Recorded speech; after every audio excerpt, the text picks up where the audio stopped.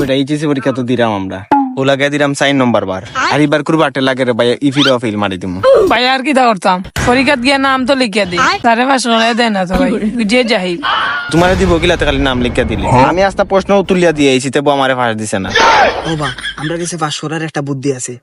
কি লাভে ও যে ডাইনি বেটির বাসার নিচে দেখছেন একটা গোয়ার ট্যাঙ্কি, ও গোয়ার ট্যাঙ্কির ভিতরে ভাই লালুল্লাহ বাবা একজন বই আর তাই কাছে যাই দেখি ফাঁস করে যেতে পারিনি। ও চলো চলো চলো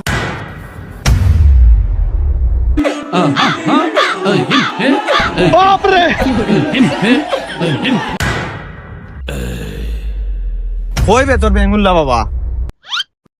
এই কে কবে ইয়াল্লা ইয়াল্লা কই বইছো ভাই, লালুল্লাহর উপরে বই গেছো। হইবে লালুল্লাহ এই কে কবে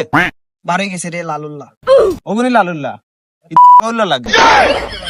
এই বেটাই তোমরা আমার উপরে বইলা কেন আমার তেল নষ্ট করে লইছো এই বেটা রাগি গেছে, বেটা রাগি গেছে। সালাম দো সালাম দো, সালাম দিয়ে মাথা ঠান্ডা করো। এই তোমরা কি ঠিকানা দিছে আমার আমরা তো ঠিকানা লালুল্লাহর ভাই শুনল্লাই দিছে এই বিলালুল্লাহ ঠিকানা পাইলে কিলা আর তুই এইটারে লই আইলে কিতা লাগি লই আইছস লালুল্লাহ বাবা এইচএসসি পরীক্ষা চলে আমরা 4 বার ফেল মারিছি, এখন কিলা পাস করা যায় এখন তা হইয়া দক্কা। ওই লালুল্লাহ দাদা আমরা 4 বার মারিছি ফেল এই বেটাই কি লালুল্লাহ দাদা দাদা না লালুল্লাহ বাবা কো আচ্ছা বাবা